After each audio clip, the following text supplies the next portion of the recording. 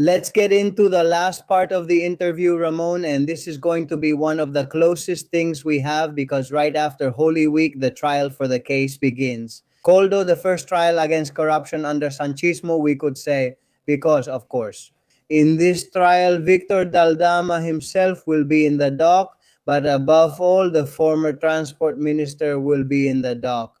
And he was Pedro Sanchez's right-hand man in the party, personally in the government, in everything. Jose Luis Abalos and also Koldo Garcia. I have to say, Ramon, that's how I see it. I don't know if you agree.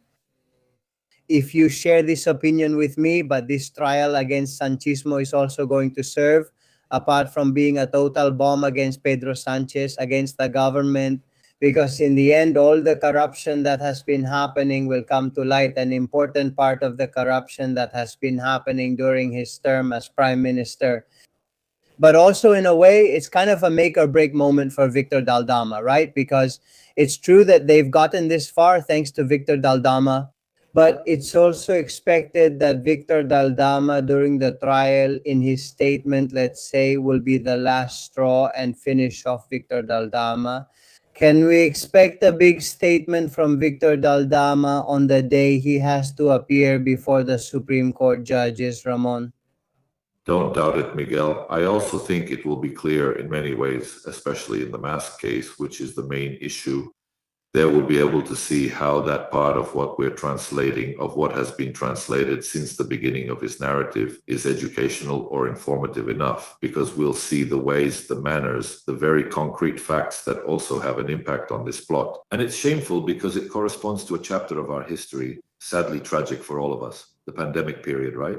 The enrichment of people connected to the state with certain real, verifiable, and provable interests that we've been able to see over this time, and with something, the only thing that could, let's say, absolve Mr. Valdama himself is that he was a businessman. He contributed by having a company involved, yes, for selling those supplies, but the one who set the final price, let's all remember, was the state itself. Be careful with that, okay? The businessmen who were working through entirely lawful means might be inclined to be philanthropists or not. They might even end up not earning anything or just earning their share. But there were a series of transportation and other costs there greatly reduced. And then, as you well know, the one who set the price for them was the network. Specifically, we already know who was responsible, the state or the members who were within that regulation. Keep in mind that Mr. Avalos was appointed as the manager, or let's say the management and logistics center for the procurement of those medical supplies for the rest of the administrations. From this, responsibilities emerge, including an ongoing investigation by the European Public Prosecutor's Office in the Canary Islands. Also, to clarify how far certain serious matters went, such as subsidies, agreements, mass prices, prices of tests that needed to be approved, thousands of things that have to do with where the public sector is involved, how the economic background works, and how opaque it can be. And then above all, the follow-up that has been done by the different commissions, not only in the Senate, but also in the Canary Islands, for example, in the Cabildo or in the Canary Islands Parliament. There are very clear suspicions that it wasn't transparent enough to justify handling this under an emergency procedure, and that it would apply to everything, right? By a free-for-all at the IT level, I also mean a free-for-all in decision-making, where you find out there's a subsidiary company connected to Plus Ultra and it's given 1,200,000 euros. In the end, it turns out that you have to hire another company to transport the supplies from Shanghai to the Canary Islands to a second company. And it is discovered in turn that this company has ties to the first one because the Secretary of Administration of that company is in both of them. And it's also Angelito Torres. In other words, it's a complete mess that directly affects the conscience of all citizens. And what's more, especially during such a delicate and complex time as the pandemic, which everyone went through, it's not right for anyone to be exempted and benefit while the business owners who have to make their purchases as they should include their profit margins. But where are these people? Thank you. Thank you. Governmental or someone who has the capacity or authority to dispose. Thank you. There will be a good commission ahead, which I think is love. We could say, Ramon, that Victor's statement is going to be a bombshell in the trial. At the very least, it's going to be extremely striking, enlightening, and surely, depending on what the parties are able to dig into, it'll definitely be explosive, without a doubt. What happens is that we also have to see how it develops. You realize it starts on the 7th, we have until the 28th. There will be active circumstances and things exposed by both sides. But I think we're going to have one of those trials that will really reflect the character and the socio-political spectrum. Our country with the responsibilities that are connected and that come with all of this. So far, notice that the most visible head of all this, because of the famous invigilando, which I always say, was not aware. There's something even stranger here. No one really knows anyone. You don't know for sure. You are going to deal directly with a party, a secretary general, or an organization secretary. That's your iron hand. And it's, let's say, the gathering of information and power that comes from the president himself, who knows nothing.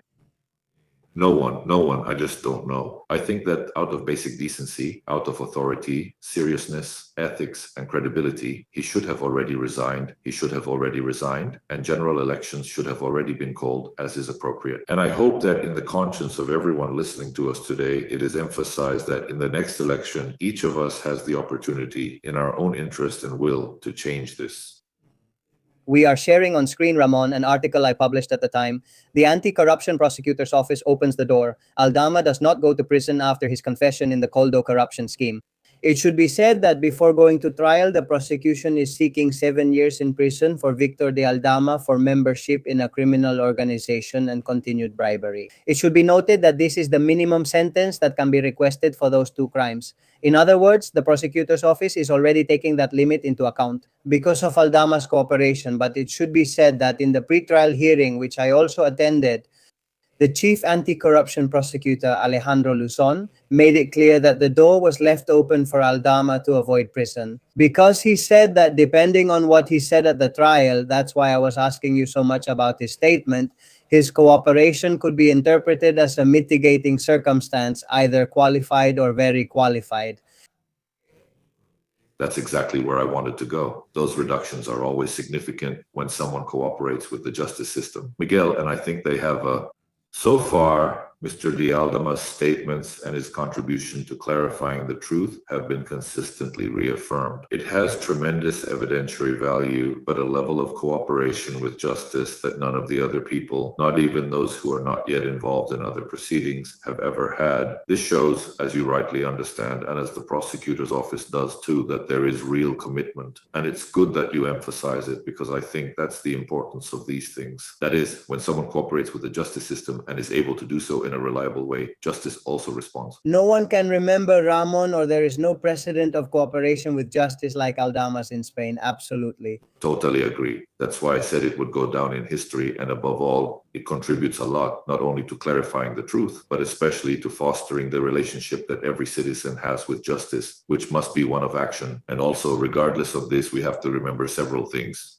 He also incriminated himself in some of the cases. Forgive me, I think the fact that even in the legal field, a person may lie in a case but not incriminate themselves is remarkable. In this case, it has been completely so. That's something we have to keep in mind. And that's very important for Mr. Aldama, because I think it will help to finally bring about a closer relationship with justice, but also to finally achieve fair, proportionate justice, a justice that involves both sides, both the person being prosecuted and the justice system itself, which recognizes the importance of the help being given to clarify and try to find both the origin and the solution to a problem. In this case, it's not only about this trial, but also about transparency and analysis. What do we all need to do regarding what's happening in the legal and social landscape? That's very important. I believe that Mr. Aldama undoubtedly deserves this consideration, and I think this will be a turning point in terms of that approach and way of collaborating. Let's wrap up now, Ramon, with the last one. I published a few days ago. Let's talk about the future, but the immediate future. In the plot, Koldo, the UCU, last one. Now the reports on Francine Armengol, President of the Congress of Deputies and former President of the Balearic Islands, and on the assets of Santos Cerdan, among other things, thanks to the information provided by Victor Aldama and his testimony. Would it be too far-fetched to predict, Ramon, that some of these people, Cerdan has already fallen because of Victor de Aldama's testimonies and the leads he provided to the UCU and the anti-corruption prosecutor's office?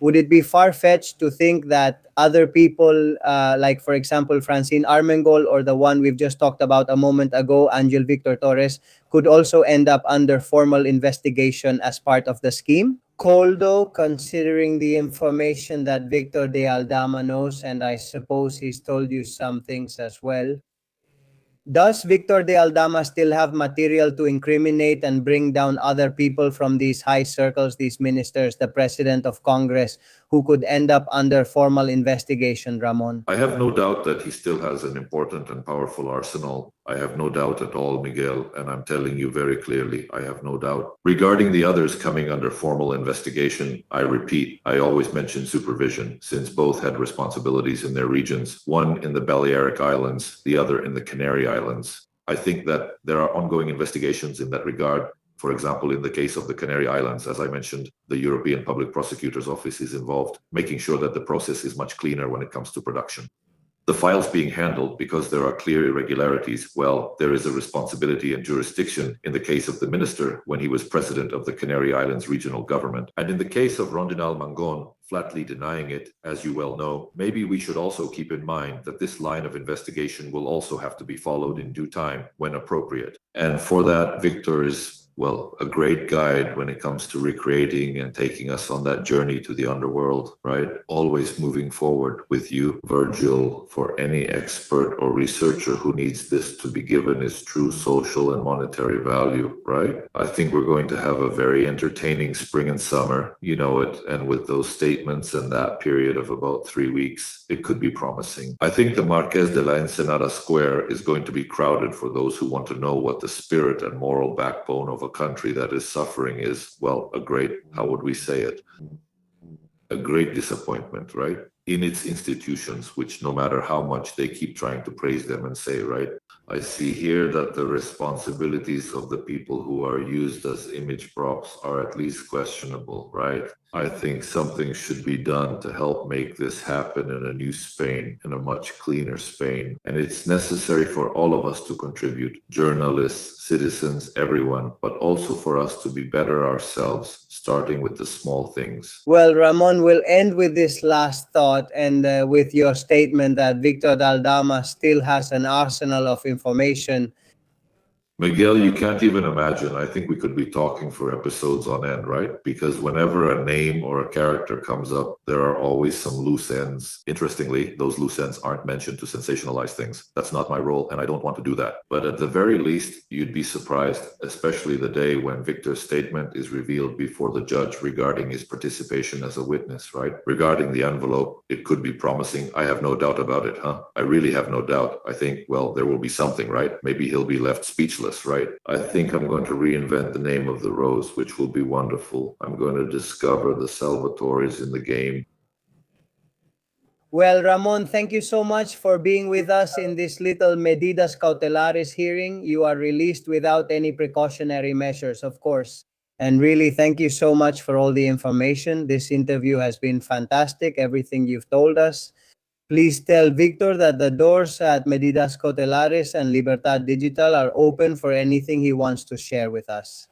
And of course, we also take this opportunity, Ramon, extend the invitation in case one day he'd also like to be here with our Medidas Cautelares viewers. It would also be a pleasure to have Victor Daldama. And honestly, I think you do an admirable job, Ramon. It's a very complicated subject. You work really hard because I see it and I know it. So congratulations for all your effort and especially for what now seems to be a matter for romantics, right?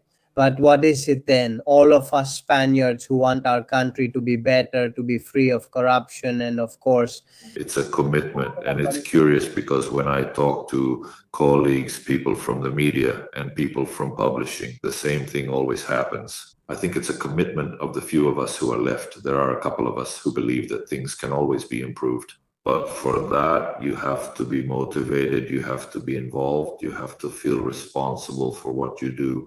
And I think that's the best help you can get from colleagues like you who carry the burden, well, also the responsibility of providing information, which, whether you like it or not, helps people form their own judgment. And many times, judgment has to come from a place without having ulterior motives. And I believe that you and your group do that, just like so many others. And then there are also others who, obviously, as they say, are not the same. That is, not everyone and not everything goes. Well, thank you very much, really, Ramon. I insist for having you here for this conversation and above all for your willingness. Always helping colleagues, journalists when there is information that affects Victor Daldama. As always, you are available to help us, to confirm, to deny. And if true information about Victor Daldama is being shared, among other things, it's thanks to your work. So thank you very much, Ramon. I'm sending you a big hug. Again, thank you. Thank you.